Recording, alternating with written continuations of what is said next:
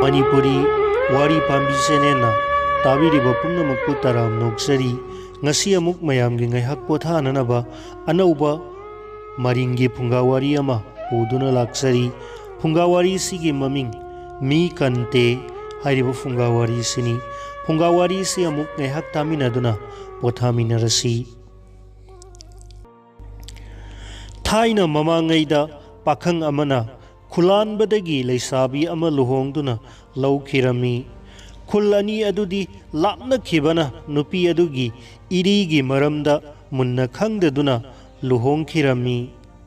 मखोय अनीना लुहोंख्रबा था खरनीगी मतुंगददी नुपी अदुगी मसा अदो नोंग नोंगमगी कंसिलखी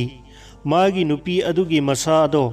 नाख्रबा माले हाइना माना फना कन्ना इराद पुजा तौरदुना लायेंखी नुपादुना मागी नुपीगी अनाबदो फना कन्ना लायेंग जरबसु मसा कंसिलकपा अदुदी फबा कौबा नाइखिदे माइबा अहैबा कयाना लायेंग जरबसु अनाबा अदुगी लायोंग अदो करिनो हाइबसे खंगनबा ngamlamde अनाबी अदुदा हंगलबसु मागी अनाबदो नाफमसु खंगबा ngamlamde मसा अदुदी नोंग नोंगमगी सोंजिलक्लबदा मागी नुपादो वखल यामना नुंगाइखिदबगा लोइनना नुपी अदुगी नाबगी पाव मपामदा चेनखिरमी मसा नुपी नाबगी पाव अदो हेक फंखिबदा खुदक्ता मबुंग मौपुआ पूरदुना मसा नुपीगी युमदा लाखी मसा नुपीगी युम यौरदुना मसा अदुगी फिबम अदो उखिबदा ममा मबुंग अमसुंग मौपुआ खोइगी वखलदा यामना नुंगाइखिरमदे मसा नुपीगी मनाक्ता ममाना संगलक्तुना मागी अनाब लायोंग हंखिबदा मसा नुपीना कदाइदसु अनाब फाउदे हाइना खुमलखिरमी मदो तारबदा ममाना मसा नुपीना नाख्रिबा मवोंग अदो ममुताना खंगबा ngamlabada मया नुपादा हाइखिरमी इबुंगो महागसे अखोइदा पुरगा लायेंगुरगी नत्रबदी मसा कंसिलकपासे ngamlaroy मनेम्बो की वा अदो तारबदा महाकनसु हाइरखी इनेम्बो नया आइसु अहि अहिब माइबसिंग कयाबु इरात पुजासु तौजरबनी अदुबु माइबसिंगनसु मागी नारिब लायोंग असिदी माइब कनानसु खंगबा ngamdare इनेम्बोकना खंगबीबा मवोंग लैबीरबदी लायेंग बीरुरो मया निपाना याखिबा मतुंग इन्ना मसानुपी अदुबु पूरदुना ममा मसा मयामदो मखोइगी खुल तमना लाखिरमी मखोइगी खुलदो पोथा पोथारगा यौरखी मसा नुपी अदो युम हेक यौखिबदा मखोइगी हैनबी चिंजागदो यामना थुना थौरांखी ममाना खंखी मदुदी मसा नुपीना नारिबा लायोंग असिदी आराम खौरांबा खांगबदगी मसादो कंसिलकपा ओइरमले मखोइ इदीना हैनबी चिंजागती हुत्यार हाइबा सादो ओइरमखी मखोइगी खुल अदुगी मियोइसिंग अदुदी मखोइगी चिंजाक मानबा मियोइसिंगी खुल ओइरमखी हुत्यार हारिबा चिंजाक असे चाबदगी मखोइ मयाम असिबु अतै खुंजासिंगदगी लापना लैहनखिदुना ममांगैदगी हौना सारौ मौरौना खिद्रबनी असिगुमलबा इरीगी खुलदा नुपा असिना वाखल मुन्ना तौदना खंगदुना मखोइदगी नुपी असिबु लौरुखिबनी ममाना मचानुपीगी दमक्ता मरांग काइना हुत्यार हारिबा सा असे मबुंग मौपुयासिंगबु थौरांग तौहनखिदुना अनाबी अदुबु मपुंग फाना पेननबा पिजबा हौखी नुमित खरनीगी मतुंगदगीदी अनाबी अदुगी मसादो नोंगमगी फगलक्तुना नोइरक्ले नोंगमगी नुमिता मागी नुपीगी अनाबदो करम तौरबगे हाइना येंगबा लाखी मागी नुपीगी हैनबी चिंजाक अदुबु मपुंग फाना सारबनीना मागी मसादो यामना फरमबदो उरबदा नुपा अदुना कयादा हराउजरमखी मखोइ मयामदो अनाबा फखिबदा यामना नुंगाइना वारि वाताई सानरबा तुंगदा सत्खिबा यारगदरा हाइरदुना मनेम्बोकि मफमदा हाइजखिबदा मनेम्बोकनसु यारमखी अदुदगिदी मया नुपा अदो नुमित हुमनी लैरगा अनाबदो अमुक हौरक्पा हौरक्तबगी पाव अमुक मखोइदा हाइरकनबगिदमक वा हायौखी अनाबा फरबी नुपी अदुगा नुपा अदुगा मतै मनाउ मखोइगी खुल्लोमदा हलक्ले मखोइगी युमदा वखल यामना नुंगाइना यौरखी मागी अनाबा फरे हाइबा पाव माइबसिंगनसु तारबदा कयादा हराउनरमखिरमी ꯌꯨꯝ ꯌꯧꯈꯤꯕ ꯅꯨꯃꯤꯠ ꯍꯨꯝꯅꯤ ꯍꯦꯛ ꯌꯧꯕꯗ ꯑꯅꯥꯕ ꯑꯗꯨꯒꯤ ꯃꯑꯣꯡ ꯑꯗꯣ ꯃꯅꯦꯝꯕꯣꯛꯀꯤ ꯃꯐꯝꯗ ꯈꯪꯍꯟꯅꯅꯕ ꯂꯥꯛꯎ ꯍꯥꯏꯔꯛꯈꯤꯕ ꯃꯇꯨꯡ ꯏꯟꯅ ꯅꯨꯄꯥ ꯑꯗꯣ ꯄꯥꯎ ꯈꯪꯍꯟꯅꯅꯕꯒꯤꯗꯃꯛ ꯃꯅꯦꯝꯕꯣꯛ ꯈꯣꯏꯒꯤ ꯈꯨꯜꯗ ꯆꯠꯅꯅꯕ ꯊꯧꯔꯥꯡꯈꯤ꯫ ꯃꯥꯒꯤ ꯅꯨꯄꯤ ꯑꯗꯨꯅ ꯃꯥꯒꯤ ꯃꯃꯥꯗ ꯃꯥꯒꯤ ꯑꯅꯥꯕꯗꯣ ꯀꯔꯤꯁꯨ ꯇꯧꯈꯤꯗꯔꯦ ꯍꯥꯏꯅ ꯇꯝꯃꯨꯅꯅꯕ ꯄꯥꯎ ꯄꯨꯔꯗꯨꯅ ꯅꯨꯄꯥ ꯑꯗꯣ ꯆꯠꯈꯤ꯫ ꯃꯤ ꯀꯟꯇꯦ ꯍꯥꯏꯔꯤꯕ ꯏꯔꯤꯒꯤ ꯖꯥꯠꯀꯤ ꯅꯤꯡꯉꯣꯜ ꯃꯃꯥ ꯑꯗꯨꯅ ꯃꯌꯥꯅꯨꯄꯥ ꯂꯥꯛꯄꯗ ꯃꯆꯥꯅꯨꯄꯤꯒꯤꯗꯃꯛ ꯑꯃꯨꯛ ꯎꯅꯈꯤꯅꯕ ꯍꯨꯠꯌꯥꯔ ꯍꯥꯏꯕ ꯁꯥ ꯑꯗꯣ ꯀꯪꯍꯟꯗꯨꯅ ꯊꯧꯔꯥꯡ ꯇꯧꯔꯝꯈꯤ꯫ ꯃꯌꯥꯅꯨꯄꯥ ꯑꯗꯣ ꯃꯅꯦꯝꯕꯣꯛ ꯈꯣꯏꯒꯤ ꯃꯌꯨꯝ ꯌꯧꯔꯗꯨꯅ ꯃꯥꯒꯤ ꯅꯨꯄꯤꯒꯤ ꯑꯅꯥꯕꯗꯣ ꯑꯃꯨꯛ ꯍꯧꯗꯔꯦ ꯑꯁꯨꯝ ꯇꯝꯃꯔꯕꯗ ꯃꯅꯦꯝꯕꯣꯛ ꯃꯕꯥꯏ ꯃꯁꯦꯟꯁꯤꯡꯅꯁꯨ ꯌꯥꯝꯅ ꯍꯔꯥꯎꯈꯤ꯫ ꯃꯌꯥꯅꯨꯄꯥ ꯑꯗꯣ ꯅꯣꯡꯉꯥꯜꯂꯒ ꯍꯜꯂꯣ ꯍꯥꯏꯈꯤ꯫ ꯌꯧꯔꯛꯄ ꯅꯨꯃꯤꯠꯇꯨꯒꯤ ꯅꯨꯃꯤꯗꯥꯡ ꯑꯗꯨꯗ ꯍꯨꯠꯌꯥꯔ ꯁꯥ ꯑꯀꯪꯕꯁꯤꯡ ꯑꯗꯣ ꯍꯣꯡꯃꯨꯂꯥꯅ ꯐꯖꯅ ꯌꯣꯝꯂꯗꯨꯅ ꯊꯧꯔꯥꯡꯈꯤ꯫ ꯃꯌꯥꯅꯨꯄꯥ ꯑꯗꯣ ꯆꯠꯂꯝꯗꯥꯏꯗ ꯃꯌꯣꯝ ꯑꯗꯣ ꯄꯨꯈꯣ, ꯃꯗꯣ ꯏꯆꯥꯅꯨꯄꯤꯗ ꯅꯪꯅ ꯌꯧꯈꯤꯕꯒ ꯁꯤꯟꯅꯧ, ꯑꯗꯨꯒ ꯅꯍꯥꯛ ꯂꯃꯈꯥꯡꯗ ꯃꯌꯣꯝ ꯑꯁꯦ ꯊꯣꯛꯂꯒ ꯌꯦꯡꯕ ꯌꯥꯗꯦ ꯇꯧꯍꯩꯗꯦꯀꯣ ꯑꯁꯨꯝꯅ ꯌꯥꯝꯅ ꯀꯟꯅ ꯍꯥꯏꯔꯝꯈꯤꯔꯝꯃꯤ꯫ ꯃꯗꯨꯗ ꯃꯥꯅꯁꯨ ꯃꯌꯣꯝ ꯑꯗꯣ ꯀꯔꯤꯅꯣ ꯍꯥꯏꯕꯗꯣ ꯈꯪꯗ꯭ꯔꯕꯅꯤꯅ ꯌꯦꯡꯅꯤꯡꯅ ꯄꯨꯔꯗꯨꯅ ꯂꯥꯛꯈꯤꯔꯝꯃꯤ꯫ ꯃꯤꯑꯣꯏꯕ ꯑꯩꯈꯣꯏꯅ ꯍꯩꯅꯕꯤꯗꯤ ꯇꯧꯒꯅꯨ ꯍꯥꯏꯔꯒ ꯇꯧꯅꯤꯡꯕ, ꯇꯧꯍꯩꯗꯦ ꯍꯥꯏꯔꯒ ꯄꯥꯡꯊꯣꯛꯅꯤꯡꯕ, ꯐꯠꯇꯦ ꯍꯥꯏꯔꯒ ꯈꯣꯡꯗꯥꯅꯤꯡꯕ, ꯆꯥꯍꯩꯗꯦ ꯍꯥꯏꯔꯒ ꯆꯥꯅꯤꯡꯕ, ꯑꯁꯤꯒꯨꯝꯂꯗꯨꯅ ꯅꯨꯄꯥ ꯑꯗꯨꯁꯨ ꯃꯅꯦꯝꯕꯣꯛꯅ ꯌꯦꯡꯍꯩꯗꯦ ꯍꯥꯏꯔꯕꯅꯤꯅ ꯌꯦꯡꯅꯤꯡꯃꯟꯈꯤꯗꯨꯅ ꯂꯃꯈꯥꯡꯗ ꯏ ꯃꯀꯥ ꯑꯃ ꯊꯠꯂꯗꯨꯅ ꯃꯅꯦꯝꯕꯣꯛꯅ ꯍꯣꯡꯃꯨꯂꯥꯗ ꯌꯣꯝꯕꯤꯔꯛꯈꯤꯕ ꯃꯌꯣꯝ ꯑꯗꯣ ꯊꯤꯟꯗꯠꯂꯒ ꯌꯦꯡꯊꯣꯛꯈꯤꯔꯝꯃꯤ꯫ ꯌꯦꯡꯍꯩꯗꯦ ꯍꯥꯏꯔꯛꯄꯗꯨꯗ ꯌꯦꯡꯅꯤꯡꯃꯟꯈꯤꯗꯨꯅ ꯌꯦꯡꯂꯨꯕꯗ ꯃꯌꯣꯝ ꯑꯗꯨꯗꯤ ꯑꯇꯩ ꯑꯣꯏꯔꯝꯈꯤꯗꯔꯦ, ꯀꯔꯤ ꯃꯔꯝꯒꯤꯗꯃꯛꯇꯅꯣ ꯁꯤꯖꯤꯟꯅꯐꯝ ꯈꯪꯗ꯭ꯔꯕ ꯇꯧꯍꯩꯗ꯭ꯔꯕ ꯄꯣꯠꯁꯛ ꯑꯃ ꯑꯣꯏꯔꯝꯈꯤ꯫ ꯄꯣꯠ ꯑꯗꯨꯗꯤ ꯃꯤꯒꯤ ꯈꯨꯠꯁꯥꯁꯤꯡ ꯑꯣꯏꯔꯝꯂꯦ꯫ ꯃꯥꯒꯤ ꯑꯣꯏꯅꯗꯤ ꯇꯧꯍꯩꯗ꯭ꯔꯕ ꯑꯣꯏꯔꯕꯁꯨ ꯃꯥꯒꯤ ꯅꯨꯄꯤ ꯑꯗꯨꯒꯤ ꯏꯔꯤꯒꯤ ꯖꯥꯠꯁꯤꯡꯒꯤꯗꯃꯛꯇꯗꯤ ꯌꯥꯝꯅ ꯃꯔꯨ ꯑꯣꯏꯈ꯭ꯔꯕ ꯆꯤꯟꯖꯥꯛ ꯍꯨꯠꯌꯥꯔ ꯑꯗꯨꯅꯤ꯫ ꯅꯨꯄꯥ ꯑꯗꯨꯅ ꯃꯌꯣꯝ ꯑꯗꯣ ꯃꯥꯅ ꯊꯤꯟꯗꯠꯈꯤꯕꯒꯤ ꯃꯈꯨꯜ ꯑꯗꯣ ꯈꯪꯍꯟꯗꯅ ꯁꯦꯝꯖꯤꯜꯂꯗꯨꯅ ꯄꯨꯔꯒ ꯃꯌꯨꯝ ꯌꯧꯔꯛꯈꯤ꯫ ꯃꯌꯨꯝ ꯍꯦꯛ ꯌꯧꯔꯛꯇꯨꯅ ꯃꯌꯣꯝ ꯑꯗꯣ ꯃꯥꯒꯤ ꯅꯨꯄꯤꯗ ꯃꯃꯥꯅ ꯄꯤꯔꯛꯄꯅꯤ, ꯀꯔꯤ ꯄꯣꯠꯅꯣ ꯈꯪꯗꯦ, ꯑꯩꯕꯨ ꯌꯦꯡꯒꯅꯨ ꯍꯥꯏꯔꯛꯏ ꯍꯥꯏꯔꯗꯨꯅ ꯄꯤꯈꯤꯔꯝꯃꯤ꯫ ꯃꯥꯒꯤ ꯅꯨꯄꯤ ꯑꯗꯨꯅꯗꯤ ꯈꯪꯈꯤ ꯃꯃꯥꯅ ꯌꯣꯝꯂꯛꯂꯤꯕ ꯃꯌꯣꯝ ꯑꯁꯤꯗꯤ ꯃꯥꯒꯤ ꯅꯨꯄꯥꯕꯨ ꯎꯍꯟꯕ ꯌꯥꯗ꯭ꯔꯕ ꯃꯤꯒꯤ ꯈꯨꯠꯁꯥꯁꯤꯡꯅꯤ ꯍꯥꯏꯕꯁꯦ ꯃꯍꯥꯛ ꯚꯥꯞ ꯇꯥꯈꯤꯗꯨꯅ ꯃꯌꯣꯝ ꯑꯗꯣ ꯏꯃꯨꯡꯗ ꯆꯦꯛꯁꯤꯟꯅ ꯊꯝꯖꯤꯟꯈ꯭ꯔꯦ꯫ ꯅꯨꯃꯤꯠ ꯑꯗꯨꯒꯤ ꯅꯨꯃꯤꯗꯥꯡ ꯑꯗꯨꯗꯤ ꯃꯥꯒꯤ ꯅꯨꯄꯤ ꯑꯗꯨꯅ ꯀꯔꯤ ꯇꯧꯕ ꯌꯦꯡꯂꯒꯦ ꯈꯜꯂꯗꯨꯅ ꯃꯥꯒꯤ ꯅꯨꯄꯤꯕꯨ ꯅꯨꯃꯤꯗꯥꯡ ꯆꯥꯛ ꯉꯟꯅ ꯊꯣꯡꯉꯨ, ꯃꯍꯥꯛ ꯂꯝꯁꯥꯡ ꯂꯥꯛꯄꯗ ꯌꯥꯝꯅ ꯋꯥꯔꯦ, ꯉꯟꯇꯥꯅ ꯇꯨꯝꯂꯒꯦ ꯍꯥꯏꯈꯤ꯫ ꯑꯗꯨꯗ ꯃꯥꯒꯤ ꯅꯨꯄꯤ ꯑꯗꯨꯅꯁꯨ ꯍꯥꯏꯕꯗꯨꯃꯛ ꯇꯧꯈꯤꯔꯝꯃꯤ꯫ ꯏꯃꯨꯡ ꯑꯗꯣ ꯃꯇꯩ ꯃꯅꯥꯎꯈꯛ ꯂꯩꯕ ꯃꯔꯝꯅ ꯆꯥꯛ ꯑꯦꯟꯁꯥꯡ ꯊꯣꯡꯕꯗꯣ ꯃꯇꯝ ꯆꯪꯂꯝꯗꯦ꯫ ꯆꯥꯛ ꯑꯦꯟꯁꯥꯡ ꯂꯣꯏꯔꯗꯨꯅ ꯅꯨꯃꯤꯗꯥꯡꯗꯨꯒꯤ ꯆꯔꯥ ꯆꯥꯊꯣꯛꯂꯦ꯫ ꯅꯨꯄꯤ ꯑꯗꯨꯗꯤ ꯎꯇꯨꯞ ꯑꯋꯥꯡꯕ ꯑꯆꯧ ꯑꯆꯧꯕꯁꯤꯡ ꯐꯨꯡꯒꯥꯗ ꯃꯩ ꯒ꯭ꯔꯪ ꯒ꯭ꯔꯪ ꯊꯥꯒꯠꯂꯗꯨꯅ ꯃꯩ ꯇꯤꯛꯂꯤ꯫ ꯅꯨꯄꯥ ꯑꯗꯨꯗꯤ ꯆꯥꯛ ꯇꯣꯛꯄ ꯉꯥꯏꯍꯥꯛ ꯂꯩꯔꯝꯂꯒ ꯇꯨꯝꯂꯒꯦ ꯍꯥꯏꯔꯝꯂꯒ ꯐꯃꯨꯡꯗ ꯆꯪꯈ꯭ꯔꯦ꯫ ꯅꯨꯄꯥ ꯑꯗꯣ ꯐꯃꯨꯡꯗ ꯆꯪꯈ꯭ꯔꯕꯁꯨ ꯑꯁꯦꯡꯕꯃꯛꯀꯤ ꯇꯨꯝꯅꯕ ꯑꯣꯏꯈꯤꯔꯝꯗꯦ꯫ ꯃꯍꯥꯛꯅ ꯇꯨꯝꯁꯤꯟꯅꯈ꯭ꯔꯒ ꯃꯥꯒꯤ ꯅꯨꯄꯤꯒꯤ ꯃꯑꯣꯡ ꯌꯦꯡꯅꯤꯡꯉꯥꯏꯒꯤ ꯑꯣꯏꯔꯝꯈꯤ꯫ ꯅꯨꯄꯥ ꯑꯗꯨꯅ ꯐꯃꯨꯡ ꯆꯪꯈꯤꯕ ꯉꯥꯏꯍꯥꯛ ꯂꯩꯔꯒ ꯀꯟꯅ ꯇꯨꯝꯊꯈꯤꯕꯒꯤ ꯃꯑꯣꯡꯒꯨꯝꯅ ꯀꯟꯅ ꯅꯥꯈꯣꯛꯄ ꯍꯧꯔꯛꯈꯔꯦ꯫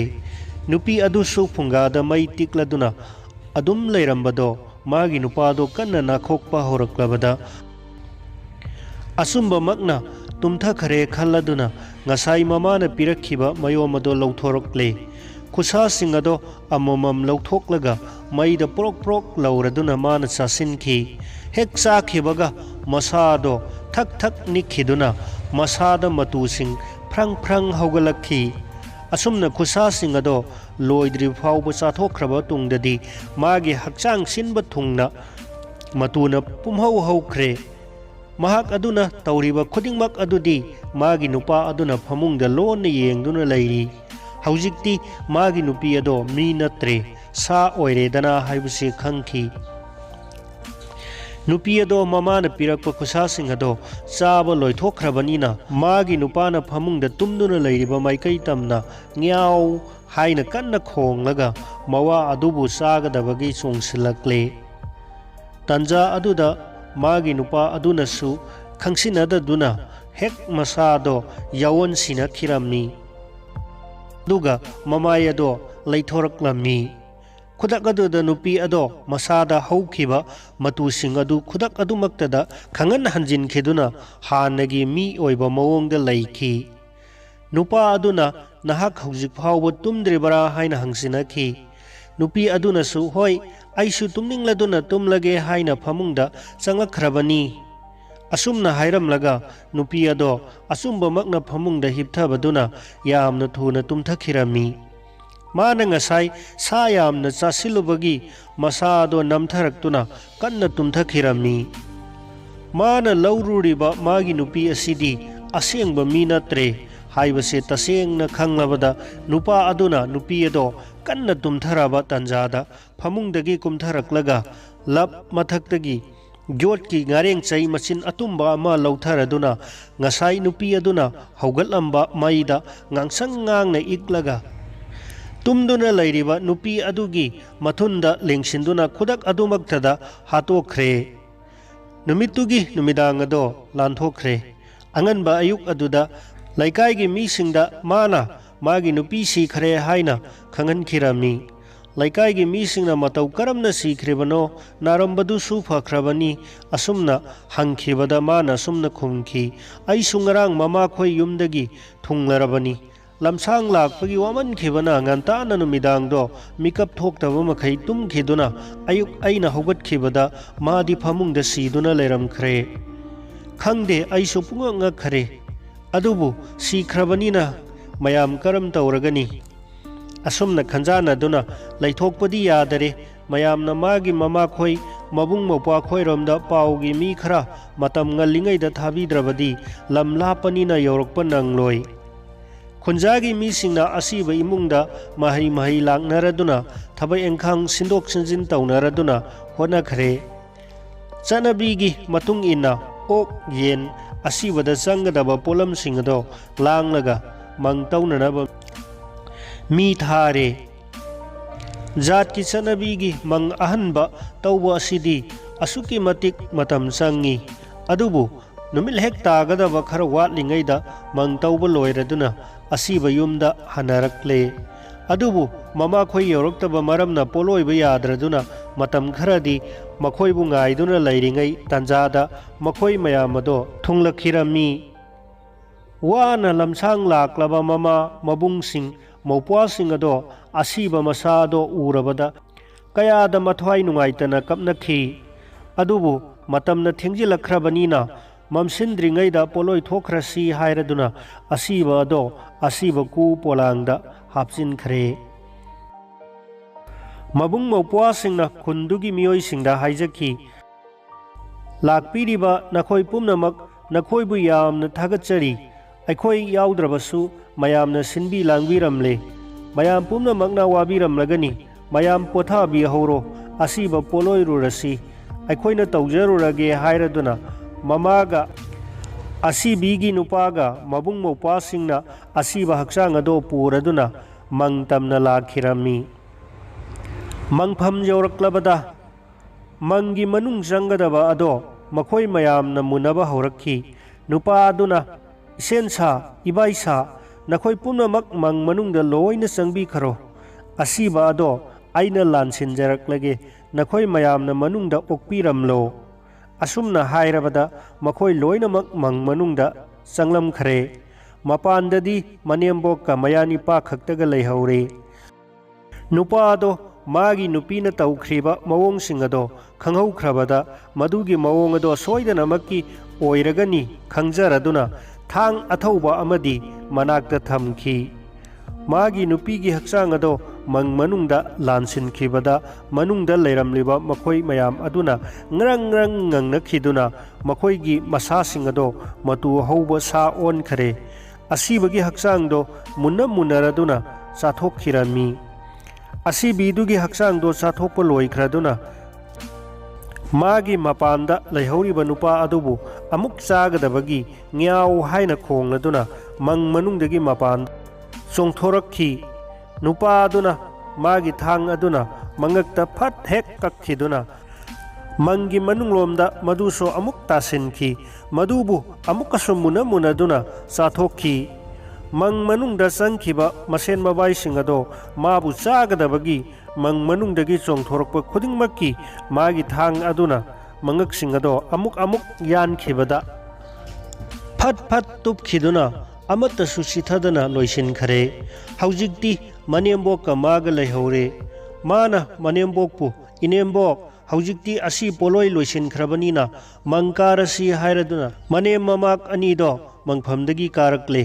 खरा लाक्लगा मनेम्बोक अदुना या नुपा अयहाक चटपा यामना वारे अइबु पोबिरो हायरकपदा असुम्बना वाखरबोय खल्लदुना माना मनेम्बोक अदुबु नंगंदा पोखल्लगा लाक्ले अदुबु खरा चटलगदी मनेम्बोक अदुनसु मया नुपा अदुगी मनंगंदा मयाना चिक्पा हौरकले मया निपा अदुना इनेम्बोक नंगसु अमुक हौरक्लब्रा हाइना मनंगंदा पोरमदगी लेबाक्ता तंथा थारदुना मखुना पाइरिब थांग अदुना मतुप मतुप कक्थलगा लमखांगदा हुंदोक्लमदुना सखाइरमखी हौजिक्ति मागी नुपी असीबिगी ममा मचासिंगदुसु मागी पोलोइरबदा पुन्ना मथ्वाइसिंग अदो थवाइगा हक्सांगा लोइना काइनहनखरे थोख्रेब थौदोक असे निंगोल थाजबा नुपी लौबा मांगोइनना वाखन खंथा हौदबदगी सारौ मौरौनबदा सोइखिबदुना थोलक्खिबा थौदोक ngaktani asigumba थौदोकसिंग असे थोक्तननबगिदमक मांगोइनना पारी पुरी इरी मुन्ना थिनदुना जेंगनदुना साना सागी जात मीना मीगी जात येंगदबा यादे मियोइबा इरी असेंगबा नुपा माना वखल मुन्ना तहौदबदगी सागी जाति मी कंते हाइबा जात की निंगोलबु लौरुबदा समाज की मांगदे इकाइबा अवाब कयागी सरुकसिंगदो मागी मथक्ता थुंगलखिबनी माना फंगजखिरिबा सरुक असे अतोप मियोइ कनागुंबना पिरखिबसु नते मदो माना लंगजरुखिबा सरुकनी मसे लैसा पाखंगी मतमदा मिटना मना मतंगनी हाइबदुगी साखीनी।